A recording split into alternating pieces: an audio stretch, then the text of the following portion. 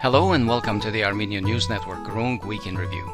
This show was recorded on Monday, September 12, 2022. I'm Asbed Bedrossian and I'm here with Hovik Manucharyan. Before we begin the show, we'd like to request that you subscribe to our YouTube channel and follow us on Twitter. We're very active on Facebook, both as a group and a page, and you can listen to our podcasts wherever you get your podcasts. We'd like you to take the time and rate our podcast channel. All our Groong links are on our Linktree page. We'll make sure you can find that on our profile pages, so you can click on it and find us all over social media platforms. So if you like our shows, please share with your friends and follow us everywhere you are used to getting your news.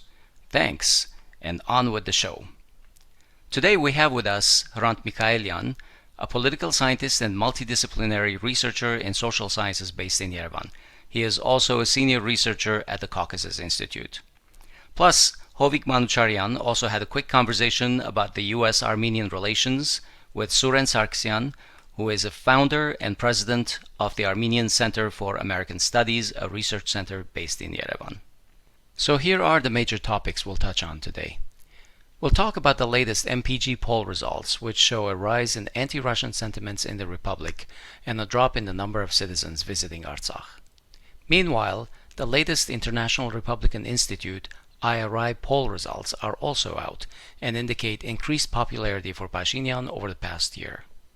We'll talk briefly about the current dynamics of the economy in Armenia. Then Hovik will talk with Suren Sargsyan about the latest developments in US-Armenian relations in light of Defense Minister Suren Babigyan's visit to the US and the assignment of veteran diplomat Philip Riker to the Caucasus and OSCE Minsk Group duties. And finally, we'll touch on the war in Ukraine, which may be bogging down with the Russians in retreat around Kharkiv. Meanwhile, Putin and Pashinyan were in Vladivostok. How is this all perceived in Turkey and Azerbaijan?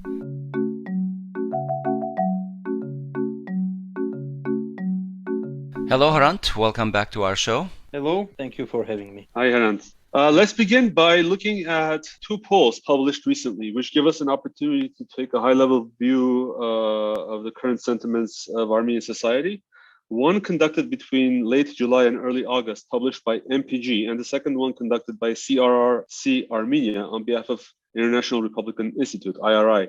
Both polls look at political issues. However, the CRRC one, which is conducted less frequently, is also more detailed and stratifies results based on numerous criteria, allowing a more intricate look at the data. And both polls had similar margins of error, MPG with 3% margin of error, and CRRC having a 2.5% margin of error. The first question I want to look at is basically support for Russia, especially in the context of the Russian-Ukrainian war. The question asked in the MPG poll was, do you believe that Russia's military operations in Ukraine are justified? Overall, 45.8% said no, while 32.1% said yes. And that is a significant change from 39.6% no and 35.8% yes from the same poll in April by MPG. Hrant, does this to you indicate that there is a stable, essentially anti-Russian segment in the Armenian population? And what does the dynamic tell us, the change between April and now? I don't think, to be frank, that there is stable, significant segment which has anti-Russian sentiments in Armenian population. What I see is that there is lots of media interventions on that, especially those which are foreign financed.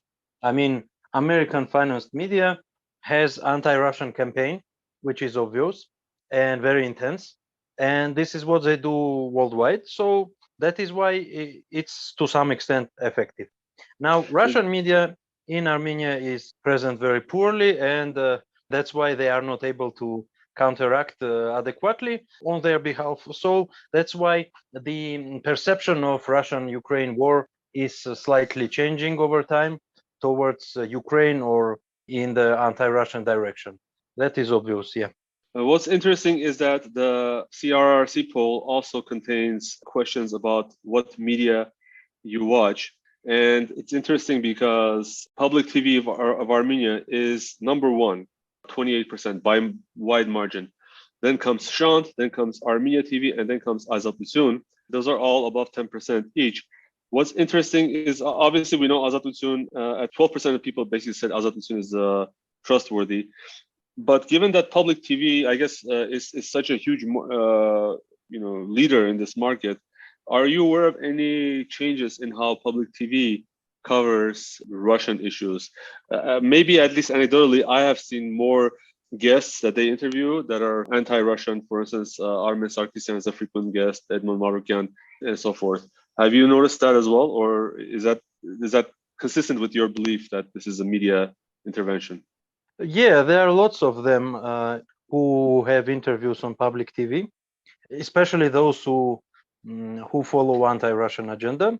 So it's not unexpected that those who watch public TV have slightly more negative views of Russia than the average population. The same refers to Azatutun or other media sources, especially those which are major media sources. And also, I think public TV gained a momentum because first, it has more attention from the government side than it had under previous governments. And this government is much more, let's say, gives more attention towards media. And on the other hand, the main competitor, which was Arm News, is out now. Yeah, so that's why, yeah, they closed their TV. So that's why public TV gained the momentum.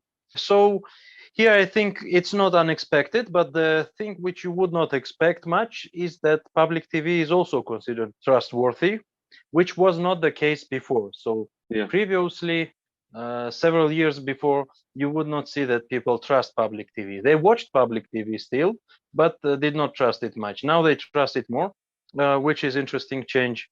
Maybe it's because more funds are invested in the quality of picture, but I don't think in the terms of contents it became better. I think more because of the forms, most probably that. Well, maybe people used to watch soap operas or serials, as they say in Armenian, before, and now they watch news. But okay, let's move to the next section, I guess, internal politics. And this is there are some interesting revelations. One of the questions in the MPG poll asked, do you believe that there are political prisoners in Armenia? And I believe that this is a good proxy question to ask to tease out, sort of opposition-leaning respondents.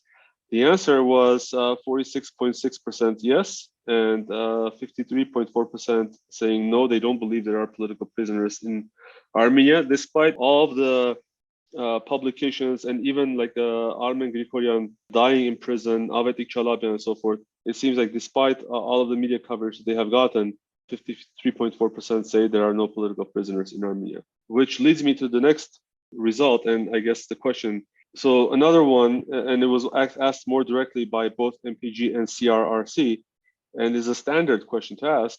If elections were held next Sunday, which political party would you vote for? And in the MPG poll, 16.1% said they would vote for civil contract, 5.1% for Haya Sandashi, 2.7% for Pati Vunem. And similarly for CRRC, civil contract was at 25%, Haya Sandashi got 8%, and Pati Vunem at 1%. The remaining political forces got around 1% or less. To me, this basically looks like a replay of the elections in 2021. It doesn't seem like there's any change in sentiment in, at least, based on these poll results, in support for the opposition versus the incumbent in Armenia. True. Considering all the polls which have been conducted in last, let's say, 15 to 18 months, what we can observe is that until probably May 2021, the approval rate of Pashinyan was decreasing. There was an ongoing process of decrease, but Pashinyan had intense and successful media and political campaign before the elections in 2021, and afterwards he was able to capitalize the result he got, and now he is like maintaining this result. So generally, if we outmeet those who don't have any decision, most probably we will have more or less the same result of the elections if they were held the next Sunday. So true, I agree that situation politically did not change much, although it changed for the opposition and within the opposition. So relatively, I think now Armenia bloc is a bit weaker than it was.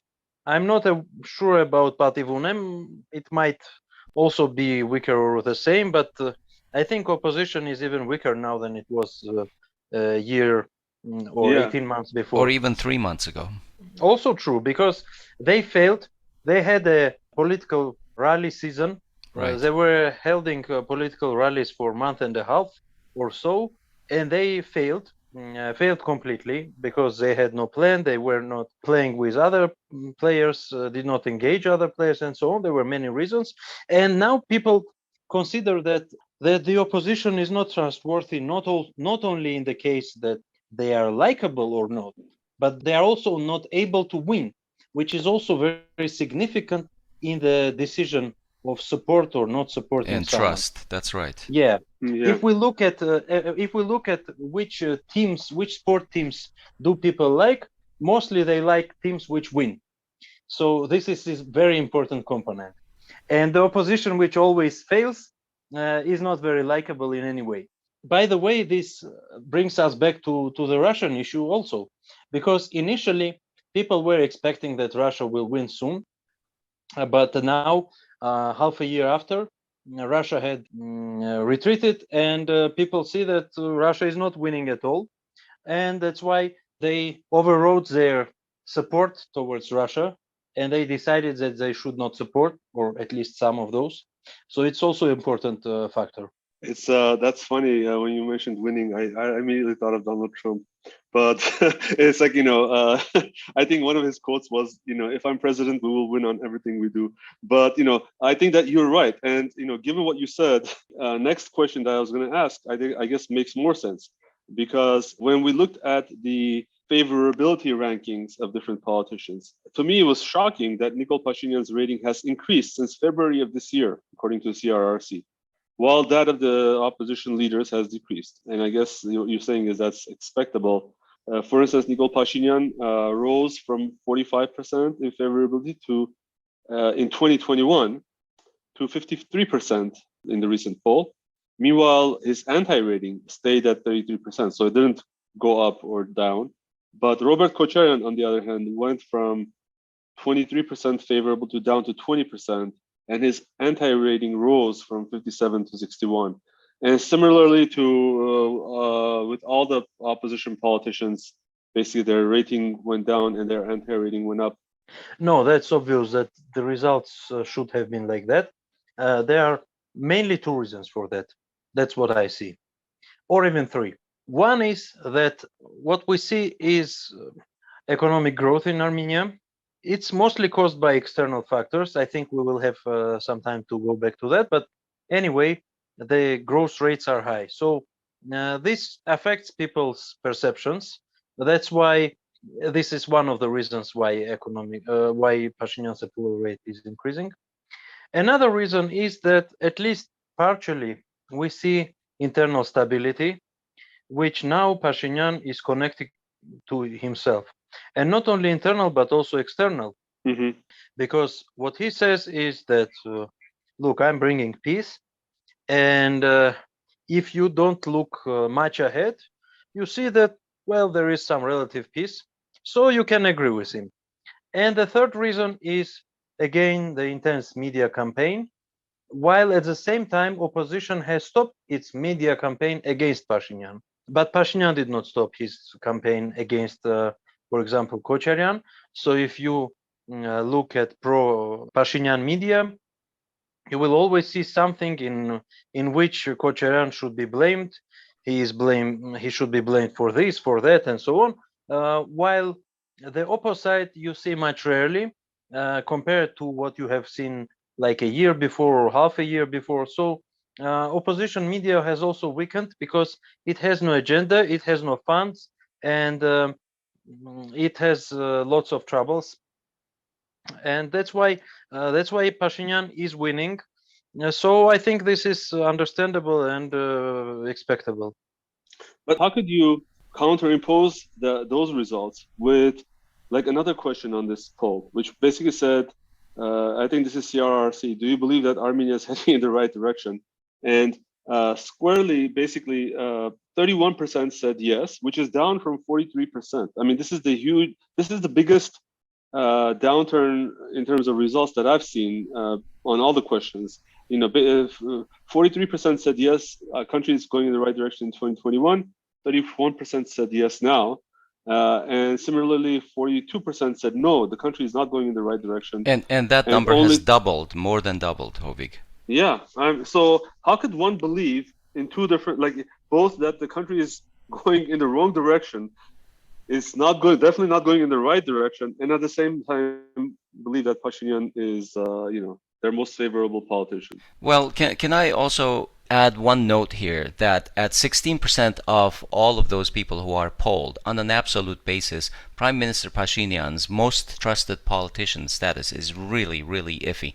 More than 64% of all of those polled said trusted no one. That doesn't add up to a most trusted politician. Yeah, so good points. I'll try to speculate because I don't have a good exact answer, and I don't have supplementary data which would let me to, let's say, build up good argumentation for that.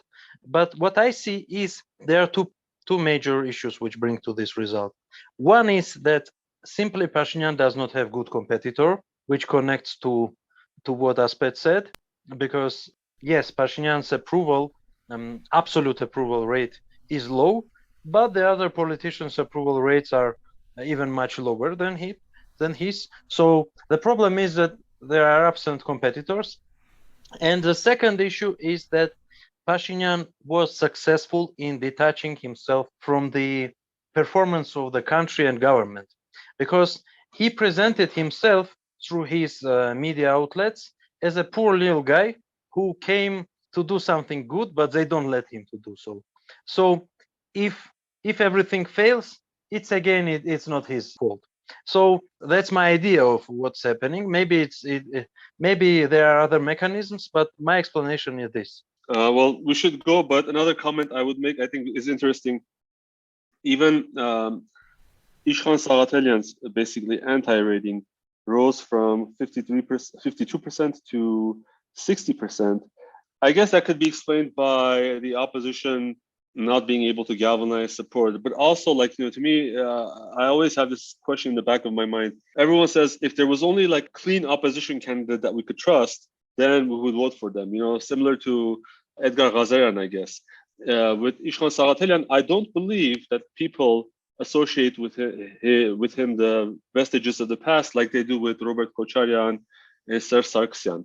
So that was a little bit surprising, because here he is, he's relatively, I guess he's always been there, but he has not been a person in the forefront. So I was surprised to see his anti-rating also go up. But I guess that rings true if you look at it from a perspective of the opposition not being able to organize and galvanize people in their support. At least during the last 3 years, Vanetsyan's and Hrant Mikaelian's approval rates were always very low. They were much lower than those of, for example, Robert Kocharian. I think that's a good question to those politicians. I won't speculate on the reasons, but I think these are questions these politicians should answer. Right. I guess with the psychology of the winner, many of these results are to be expected. What I find shocking is Pashinyan's success in detaching himself from the failures of the country and the people not associating blame with his administration or himself personally. Every time these polls come out, people allege political bias. For instance, CRRC, we all know, is funded by USAID and conducted on behalf of the IRI, and they're both US institutions. Meanwhile, MPG is a local institution, but some people always allege that it's controlled by this or that political force. Although we had Aram Navasardian even on our podcast, and we asked him the same question.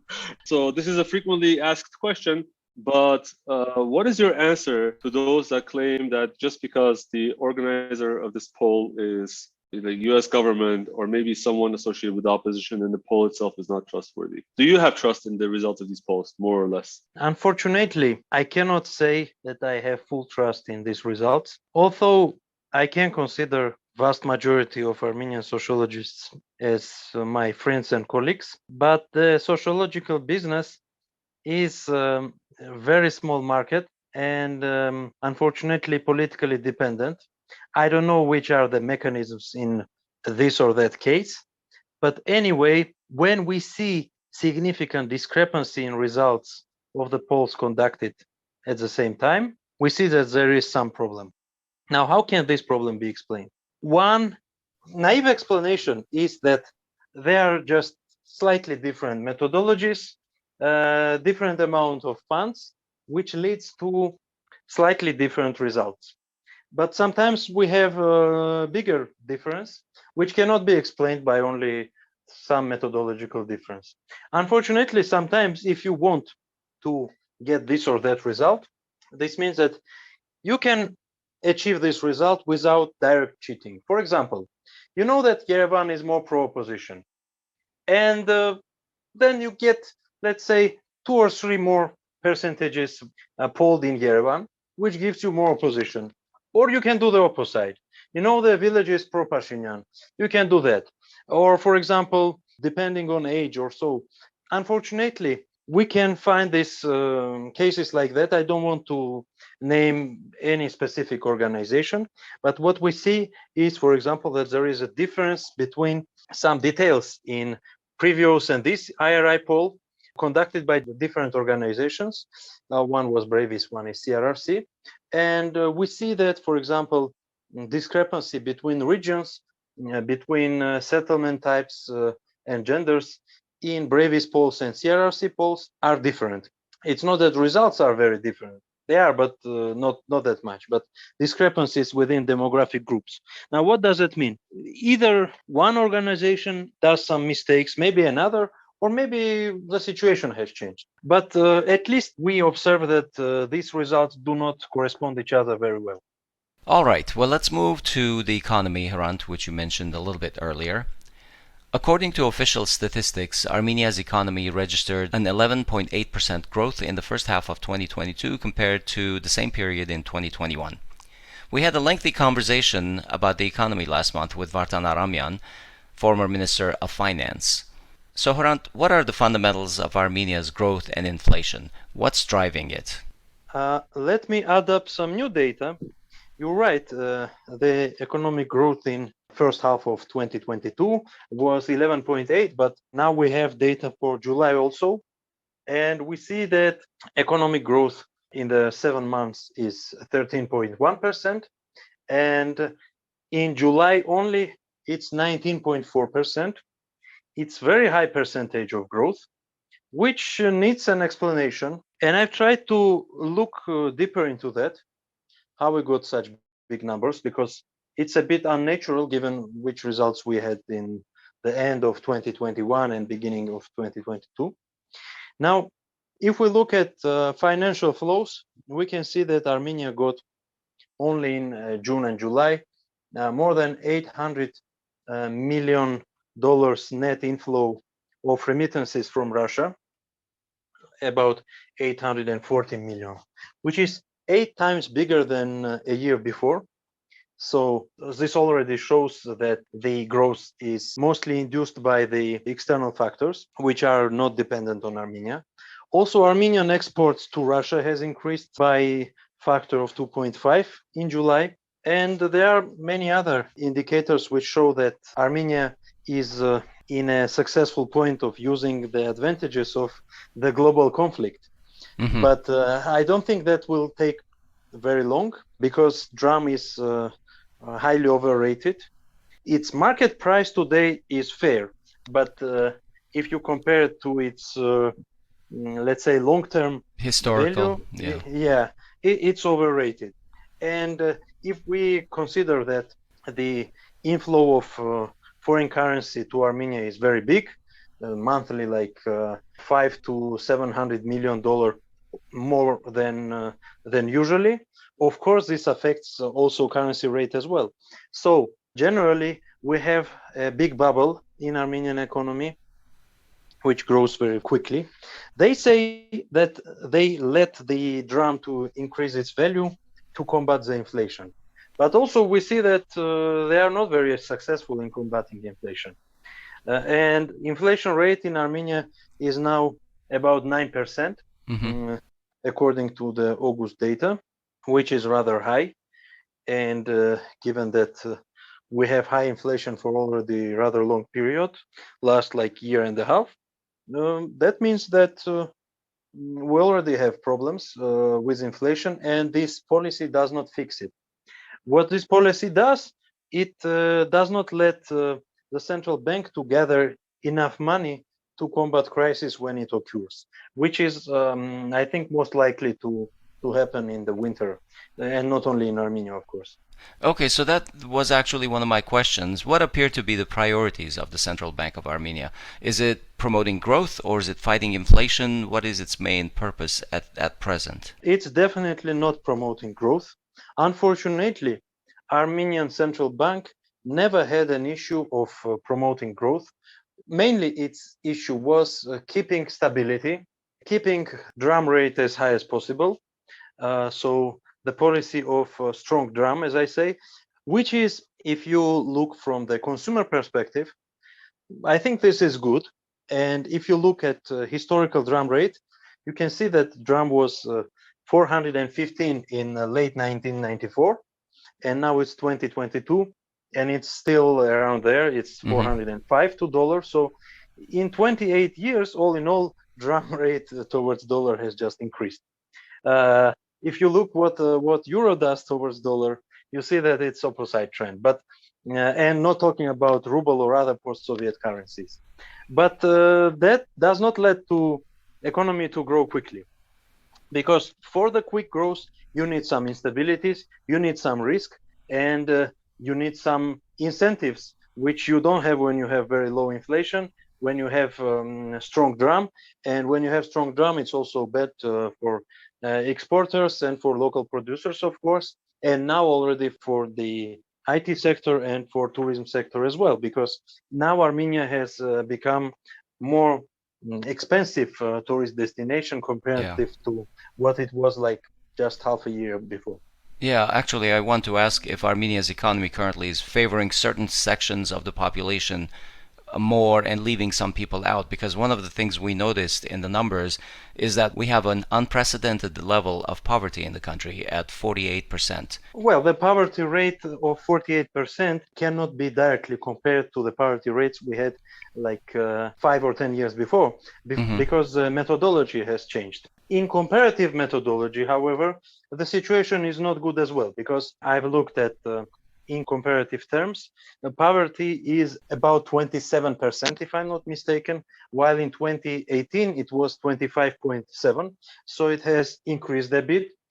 And yes, most probably we have an ongoing process of increase of Gini index, but yet it was not observed by the State Statistical Service because unfortunately its publications are a bit late. For example, data for 2021 for inequality, we will get only in 3 months when 2022 is over. So because of delayed data and publication, we have troubles with assessing reality quickly. So do you not think that the policies of the CBA are actually playing into this? Is it helping or hurting the middle class at present? Well, let's take a look at several things. One is that if we look at the drum rate in detail, sometimes we see very short peaks or downturns, which might indicate insider deals. Most probably it does. And this kind of situation pikes appear much more frequently than before, than let's say 5 or 10 years before. So that's one thing, which means there are some people who gain from it. Another situation is that there are some social groups, some business groups, which are favored more from this situation, and especially those who import and those who make trade, but not those who produce and those who are employed. Armenian Central Bank policies, to be frank, never were favoring, for example, employment. So employment is a very long-term issue in Armenia, and the strong drum also affects employment because it makes labor in Armenia less competitive towards other countries. So I think central bank is good in maintaining financial stability and low consumer price rate, but it's very bad in achieving good growth rates and low unemployment. Yeah, it's interesting you'd say that they do not favor the producers necessarily, because actually, from that perspective, despite double-digit growth, we've had some of the sectors, for example, agriculture, which is down, and those are some of the producers of the country. Yeah, and so sorry, let me add a couple of things there because it's important. For example, we've observed, yes, agriculture has gone down by 5.4%, and it's very important because agriculture is the biggest sector of employment in Armenia. Right. So more than 300,000 people are employed there. So it's very important, although it does not generate as big section of economy, but still it's very important for many, many families. And another thing is that even in, for example, trade or services, which we see most of growth is connected to the external factors. For example, the retail trade in Armenia has grown in July by 3.5%, while the wholesale trade has grown by 50+%, and the car sales have increased more than by 70%. So in this, I can imply that most of this growth also is connected to Russia, for example, or to, let's say, other countries maybe, but not to Armenia. Another thing is that in services, we have seen that the banking sector has increased by 120%. And it's also connected to the external situation.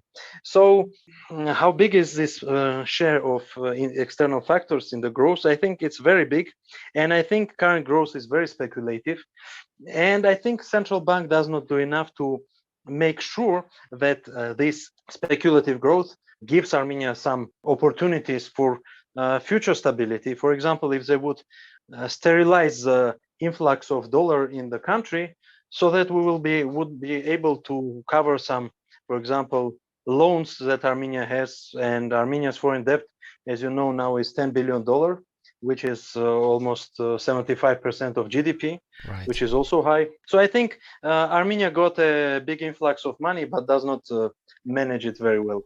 Yeah, actually, you mentioned Ukraine and Russia a little bit earlier. At the start of 2022, most economists, including the CBA, had lowered their expectations of our economic growth. Roughly, the predictions were revised down from 6 to 2%. But Armenia obviously has benefited from the dynamics of the war in the Ukraine, in the form of Russian and Ukrainian immigrants, together with their, remittances, jobs, businesses, and so on. Hrant, do you consider this to be real growth, or is this something that's going to evaporate as the war in Ukraine ends? And also, touch on the real estate market for us. Do you consider the real estate market to be in a bubble, and are we at risk of a crash once the war ends? Well, let's start from the real growth vs the bubble. I think most of the growth is not caused by the immigrants, rather by those who stay in Russia, for example, or Ukraine.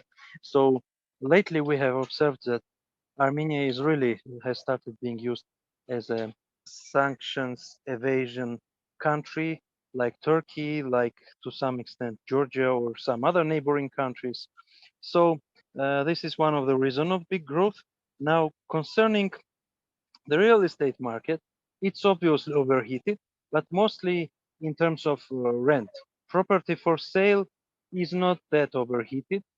It's of course affected by the rent market, but still I think what we observe is that the number of deals in July has decreased compared to previous July, to July of 2021.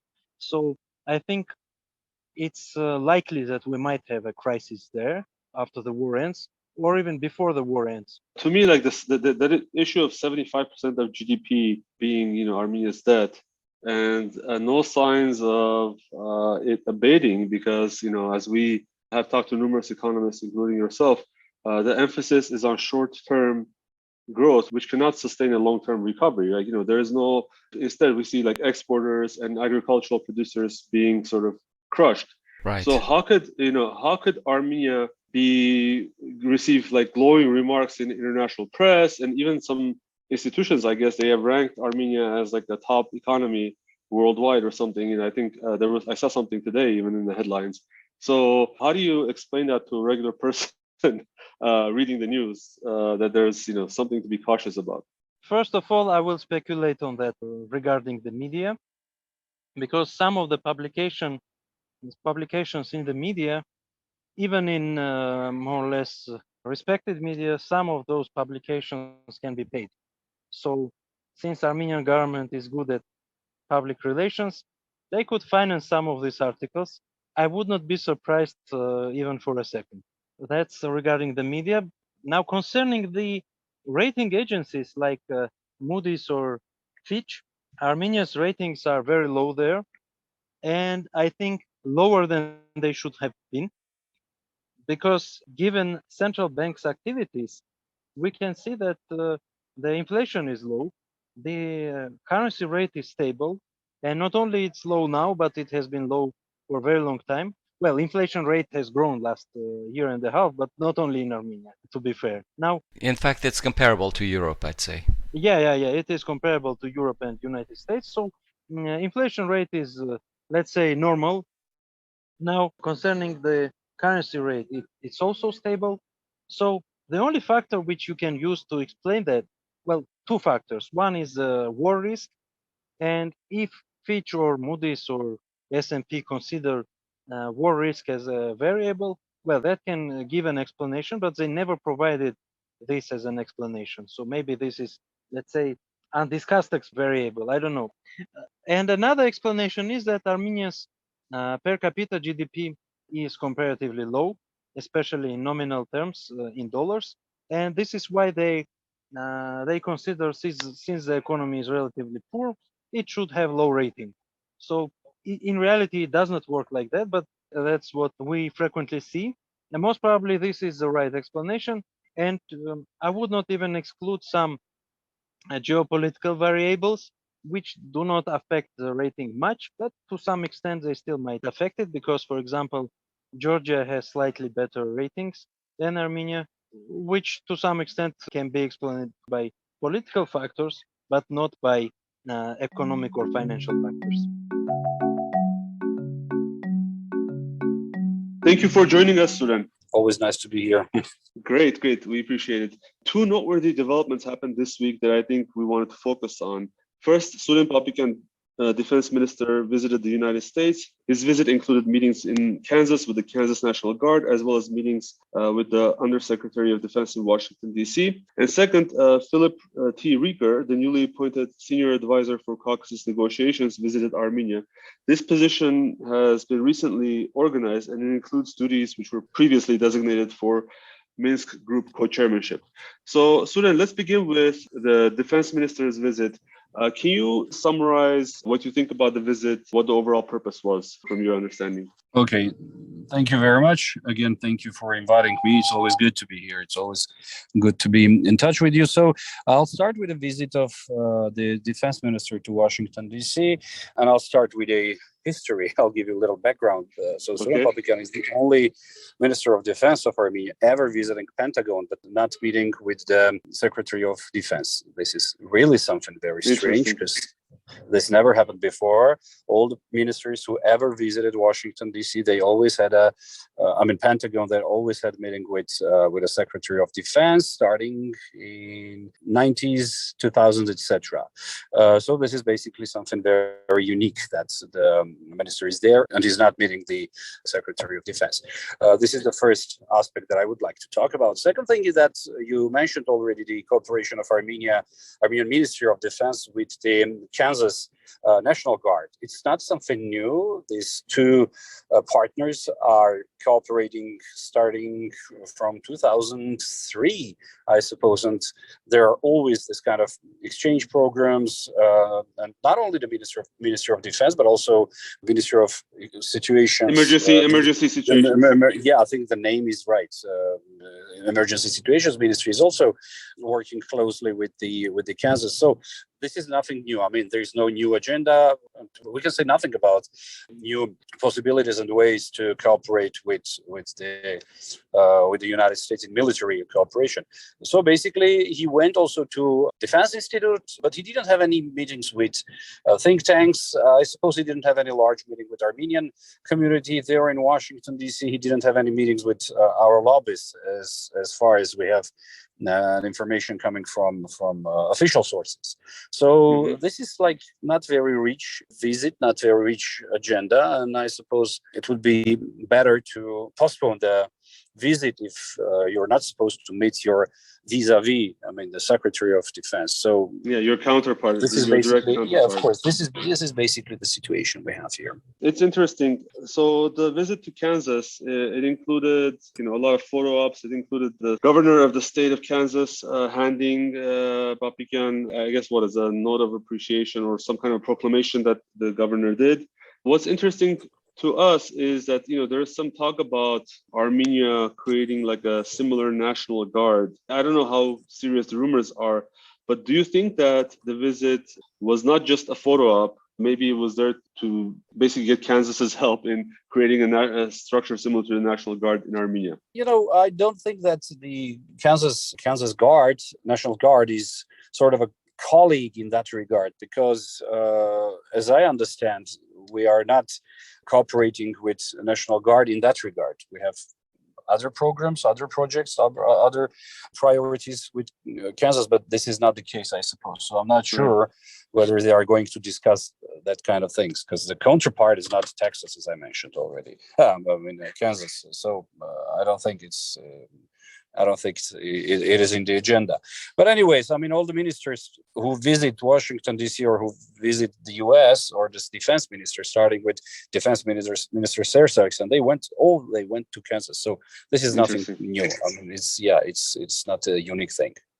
And, you mentioned visits of defense ministers.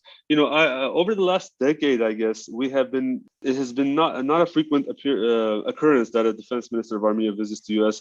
But if I remember correctly, cooperation between United States and Armenia in the area of defense, and at least the visits, the close contacts between the ministries was much more frequent before. Can you talk a little bit more about that? Yes. I can give you an example of Suren Sargsyan, who was there I think 4 times, 3 times in the capacity of the Secretary of Defense or Minister of Defense, and once as a newly appointed Prime Minister. But he met 3 different Secretaries of Defense during the Obama administration, Bush administration, and also Clinton administration. So it was very frequent, and it was very active. So in that regard, of course, you cannot even compare these, because these 2 are different processes. Okay, interesting. And I guess, is that reduction in frequency of visits what Trump brought in terms of more isolationism, or is it lack of initiative on the Armenian side? Well, simply everything altogether, probably. But at the same time, we have to mention that in the beginning of 2000, when 9/11 happened, the U.S. had more military engagement around the world. They were trying to find new allies. They were trying to cooperate with new countries. So it was very active, and there was an agenda. And the agenda was the security and security in the world, and counterterrorism agenda was the priority for Washington, D.C. And definitely there was a cooperation between the U.S. and Armenia, and not only U.S. and Armenia, but also other counterparts too. Mm-hmm. And for the last question, what do you think the common agenda between in the area of defense between Armenia and the U.S. is right now, from the perspective of the U.S.? It's not very active because, as I mentioned, the U.S. is supporting Armenian military trainings, education, etc. But we're not buying arms from the United States. We don't have that in our agenda. We're not. They're not selling arms to us, actually, and we're not buying arms from the U.S., which means that the cooperation in that regard is not very active. And I think this is all we can say about the cooperation right now. Okay, perfect. All right, well, let's talk about Phil T. Rieker's visit.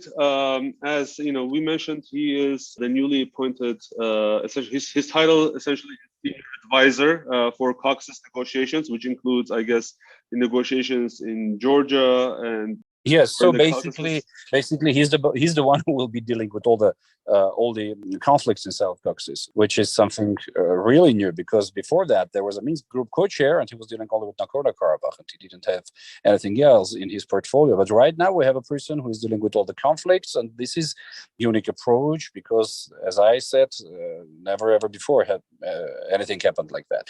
Now, currently, we have a person who is a high-level professional with a solid background. He used to work. I'm talking about Philip Rieker. He used to work for the State Department. partner for a long period of time in different capacities. He worked in the US in the State Department. He worked abroad as a diplomat. So he knows the region, and he knows the region very well.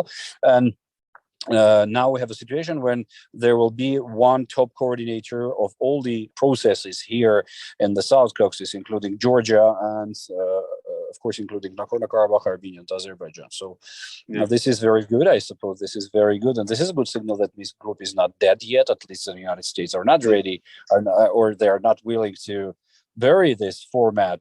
This means that it's important for the United States to be involved in the region with Minsk Group and the Georgian format. So I think this is a very good signal, but we need to think about it, and we need to understand the real importance and the real meaning of the message coming from Washington, D.C. Okay.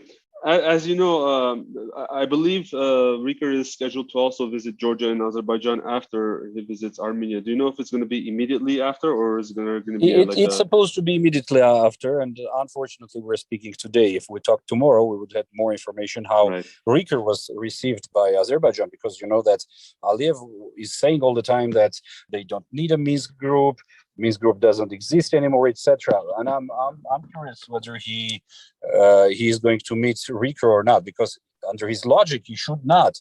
But let's see if he can say no to Rikar, and let's see the messaging coming from both sides, because you know there were some tensions between Azerbaijan and the United States because of the appointment of the newly appointed co-chair. So let's see what's happening. Yeah, it's interesting. Sometimes I think that this name change or this reorganization of the position is a clever workaround to reduce Azerbaijan's complaints about it, because now he's not just the Minsk Group co-chair, but he's also working on problems. Yeah, he's a high-level official, at least. Yes, of course. Maybe Aliyev and Rika can talk about the conflict in Georgia. Maybe that as an agenda. Of course. It's a global engagement. It's a global engagement in the region. Yeah. Okay. Anything else you can say about, in terms of developments in the US-Armenia relations? A lot of...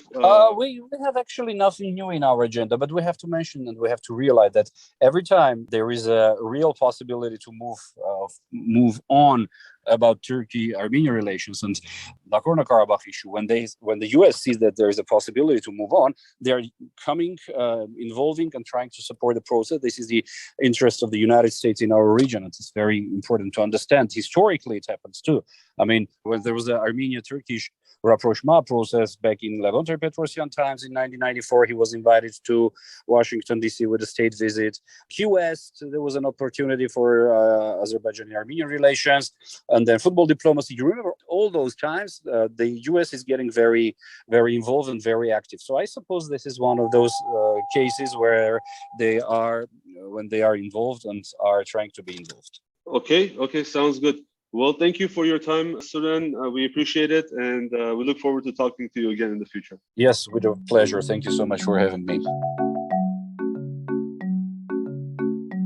Hrant, let's go to regional geopolitics for a brief period. Basically, the region all around us is hot with war and different sort of conflicts, and it has been for a while. The major news this week was that there was a huge, the Ukrainians would bill it as a coup or a huge advance of Ukrainian forces on the Eastern Front in Ukraine, where essentially Russian forces made a huge retreat from the Kharkov area, and the Ukrainians weren't so successful in Kherson, but this retreat in Kharkov is being billed as a huge loss for Russia in the Western press. And as we know, and as we have seen that, things that happen there translate to things that happen in our region, I wanted for you to explain, first of all, what happened in Ukraine this week and how that may impact, the situation in Armenia and our region. Well, Ukrainians have been talking about counteroffensive for almost 2 months as of now. And they have been preparing it. Not only in UK, there are 10,000 Ukrainian soldiers being prepared right now to be sent to the front afterwards. And also Poland takes a stance there, United States, and Ukraine itself, of course. So they use their resources very intensively. they have been talking about the counteroffensive, and Russians have also prepared to this counteroffensive in Kherson region, which has started like probably 2-3 weeks ago, let's say. Ukrainians started attacking, and these attacks have been mostly repelled by Russians, and Ukrainians had significant losses because Kherson direction was expected by Russians. Right. And then Ukrainians quickly changed strategy, tactics, I would say. First of all, they changed the direction to Kharkov, and then they have changed the tactics. They stopped attacking by big groups, which Russians know how to deal. Rather, they started attacking by small groups. And since Russians took most of their troops to Kherson, the Kharkiv front was almost empty. And that's why initially it started collapsing in some small points. And then Russians decided to retreat completely because they were afraid of losses. Ukrainian government is not afraid of losses. It's afraid of losses, of human losses, let's say. They are afraid of territorial losses. Russians are afraid of human losses. And the reason is that Russian government is very afraid of political repercussions within Russia itself, because United States are openly aiming at changing government in Russia. So Putin tries to avoid situations which might lead to that. That's why he does not mobilize the populations. That's why he tries to keep situation within Russia proper, like there is no war. And he had major celebrations this week and the Vladivostok summit. And then they have been opening some objects in Moscow. Then they had elections, local elections in Moscow, some celebrations and so on. And on one hand, you have big retreat, really big retreat. Locally, it's catastrophic retreat because Ukrainian forces entered some populated areas and started oppressing citizens who have not even supported Russia, but have in some cases contacted or collaborated Russians. So that's on one hand. And on another hand, in Moscow, they have big celebrations, which is aimed to show that nothing bad is happening. Everything is okay. There is no war. Forget about it. And so I think there are major changes there. And these changes have been observed by many external observers because that's the first victory of Ukrainians since the beginning of the war. It's of course local victory, but significant one. Because when Russians retreated from Kiev Oblast or from Chernigov or Sumy, they retreated it on their will. While in Kharkov, they retreated because Ukrainians were attacking. And that's why the stance towards Russia has changed in United States. It might affect the arms supply towards Russia. And of course, it will affect Azerbaijan's and Turkish stance towards Russia, because they have seen that Russian military as of now is not capable to deal with its current issues in Ukraine. And of course, we have been witnessing an increased ratcheting up of provocations and threatening rhetoric from Azerbaijan. In fact, last week, I believe, Benjamin Pogosyan basically mentioned, or maybe it was 2 weeks ago, that the Brussels summit itself was, there was no significant agreement. And usually when that happens, that means Azerbaijan resorts to force in order to coerce Armenian government to sort of give in. Do you agree with this stance in general in terms of Armenian-Azerbaijani, in terms of the state of the Armenian-Azerbaijani negotiations right now? Yes, I rather agree, because on one hand, you have this diplomatic track where Azerbaijan has no legitimacy to get what it wants, and its appetites are growing day after day. So they are trying to gain a momentum, to use this situation and to increase their, let's say, political, military, and territorial gains.